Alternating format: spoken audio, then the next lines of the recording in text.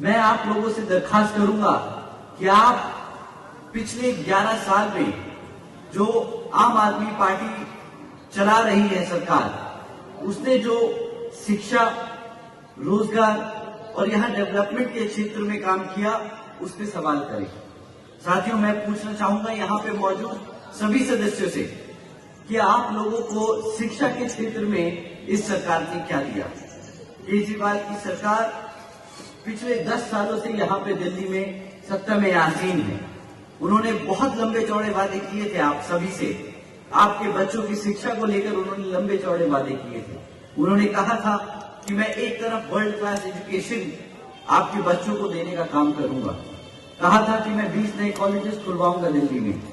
परंतु हकीकत तो ये है साथियों कि आज जब 9th में बच्चा 9th में पहुंचकर फेल हो जाता है क्वेश्चन अपना बोर्ड पेपर में, तो यहां पर सरकार जबरदस्ती इन बच्चों को दोबारा से 9वीं के परीक्षा दिलाने की बजाय इनको ओपन स्कूल बोर्ड में डालने का काम करती है, जहां पर आपके बच्चा पास हो या फेल हो, केजरीवाल जी की सरकार को कोई फर्क नहीं पड़ता, क्योंकि national institute of open schooling के डमे डालने के बाद बच्चे केजरीवाल जी की जिम्मेदारी नहीं होते।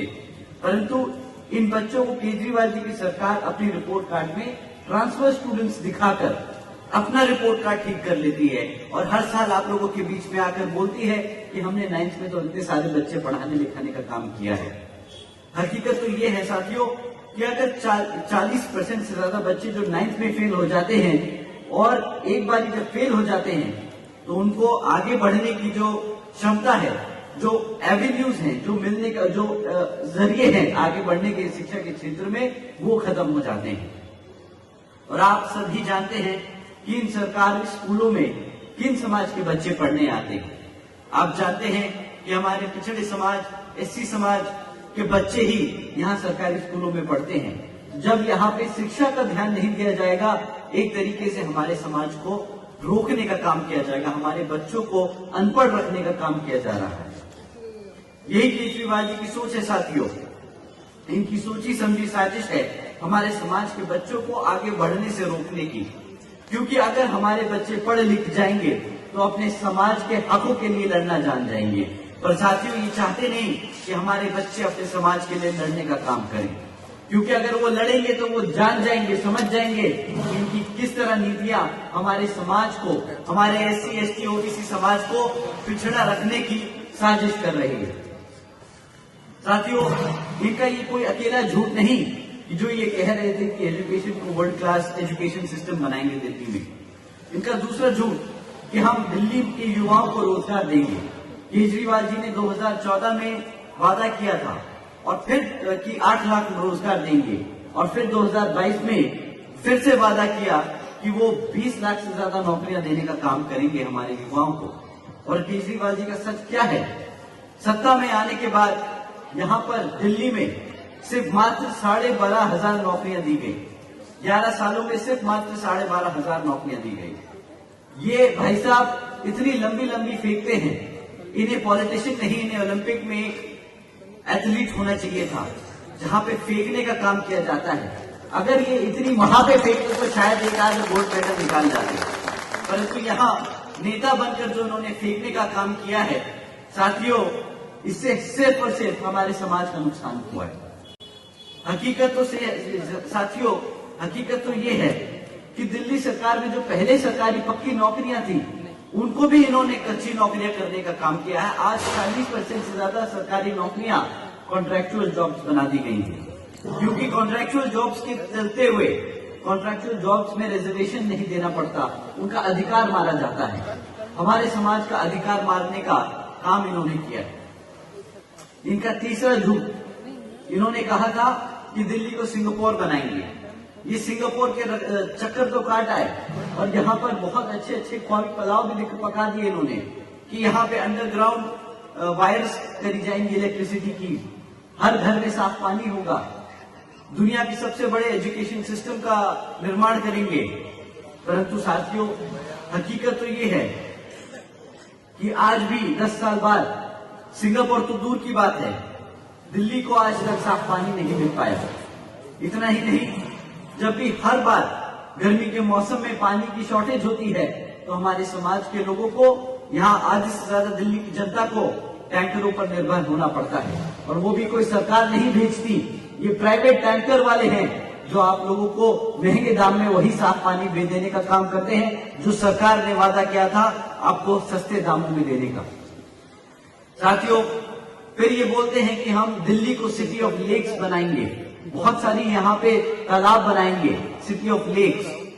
परंतु हर बारी जब बारिश होती है तो सिटी ऑफ लेक्स अपने आप ही बन जाता है, क्योंकि ना केजरीवाल जी आज तक यहाँ पे पक्की सड़कें दे पाए, ना यहाँ पर सीवेज सिस्टम दे पाए, और जिसके चलते हुए जब बारिश होती है तो हमारी सड़कें पानी से भर जाती हैं, हमारी गली मोहल्ले पानी से डूब जाते हैं। परंतु उस वक्त केजरीवाल जी बारिश के मौसम में बाहर नहीं निकलते। बारिश खत्म होने के बाद जब सब बर्बाद हो जाता है तब फिर आगे निकल के एक नया ख्वाब दिखाते हैं कि हम सिटी ऑफ लेक्स बनाएंगे, हम पक्की सड़कें बनाएंगे, परंतु करने को काम कुछ नहीं है इनके पास। आप इनसे कभी सवाल कर दो कि केजरीवाल जी आपने क्यों पक्की सड़कें नहीं बनाई, क्यों यहाँ पर आपने इलेक्ट्रिसिटी की वायर्स अंडरग्राउंड नहीं करी, क्यों आप साफ पानी नहीं दे पाए, तो उनके पास एक ही बहाना होता है कि जी एलजी ने काम नहीं करने दिया। यहाँ पे जो एलजी हैं वो हमें काम नहीं करने देते। जिम्मेदारी से पल्ला झाड़ना कोई इनसे सीखे साथियों। हर बात पे इनके पास कोई ना कोई जवाब रहता है। हर बात के लिए ये या तो कांग्रेस को कोसेंगे, या तो बीजेपी को कोसेंगे, नहीं तो एलजी को कोसेंगे।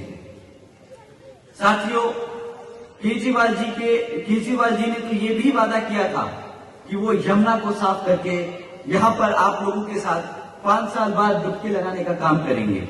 ना तो यमुना साफ हो पाई और ना केजरीवाल जी कभी वहां पे डुबकी लगाने जाएंगे। परंतु ये एक वादा जरूर करते आए, इन्हें बहुत अच्छा लगता है, अपने गर्व से बताते हैं कि भाई मैं तो केजरीवाल हूं, मैं तो IRS से रिटायर्ड ऑफिसर हूं, मैं एक चार्टर्ड अकाउंटेंट हूं, मुझे हिसाब किताब तो आता है, मैं दिल्ली को कभी भी घाटे में नहीं आने दूंगा, मैं दिल्ली की अर्थव्यवस्था को अच्छे से मैनेज करके रखूंगा, यहाँ पे मुफ्त बिजली दूंगा, मुफ्त पानी दूंगा, और उसको जस्टिफाई किया अपनी डिग्रियों से। परंतु आज केजरीवाल जी की हकीकत ये है कि 31 साल बाद, 31 सालों में पहली बार दिल्ली घाटे में जा रही है। और जब आप इनसे सवाल करेंगे कि दिल्ली घाटे में क्यों है, तो इनके पास फिर से कोई जवाब नहीं होगा। फिर से ये बोलेंगे कि एलजी ने हमें ये नहीं करने दिया, वो नहीं करने दिया, इस कारण हम रेवेन्यू नहीं जनरेट कर पाए। परंतु साथियों, ये आप सब जानते हैं कि जिम्मेदारी से पल्ला झाड़ने का काम वही लोग करते हैं जिनकी नियत नहीं होती काम करने की, जो काम करना नहीं चाहते। और साथियों, उन्होंने क्या वादा किया था? बच्चों को पढ़ाई लिखाई देंगे, युवाओं को रोजगार देंगे, यहाँ पे साफ पानी देंगे, पक्की सड़कें देंगे। आज एक भी काम पूरा नहीं किया। इन्होंने दिए तो सिर्फ बहाने पिछले 11 सालों में हमारी जनता को। साथियों, इन्होंने सिर्फ एक वादा पूरा किया, कहा कि मैं 200 यूनिट बिजली दूंगा, और वो 200 यूनिट बिजली दी मुफ्त में। परंतु आप जानते हैं उसकी कीमत आप लोगों ने क्या चुकाई? वो सिर्फ मात्र 200 यूनिट बिजली की कीमत 600 रुपए होती है।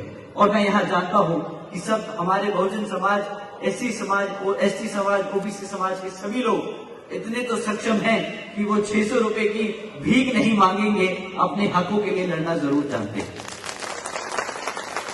परंतु दिल्ली ने धोखा खाया है, दिल्ली ने धोखा खाया। ये 200 यूनिट फ्री बिजली के नाते उनके की कीमत चुकाई उन्होंने ये 200 यूनिट की बिजली की कीमत चुकाई। ना शिक्षा लेने पे, अच्छी शिक्षा ना मिलने की कीमत है ये 200 यूनिट बिजली, ना साफ पानी मिलने की कीमत है ये 200 यूनिट बिजली, ना साफ हवा मिलने की कीमत हम चुका रहे हैं ये 200 यूनिट की बिजली। साथियों, ना साफ यमुना मिली हमें, ये है कीमत हमारी 200 यूनिट बिजली। साथियों, इतना ही नहीं बल्कि इनकी सरकार के चलते हुए हमारे SC या OBC समाज को कोई ढंग का नेता भी नहीं मिल पाया जो हमारे हकों के लिए, हमारे अधिकारों के लिए वहां पे उनसे लड़ सके। साथियों, ये सिर्फ हमें इन्होंने सिर्फ एक ही चीज दी है, वो दी है करप्ट गवर्नमेंट। पिछले 1.5 सालों में आप सबने देखा किस तरह गली मोहल्लों में स्कूल और अस्पताल नहीं खुले, पर शराब के ठेके जरूर खुले।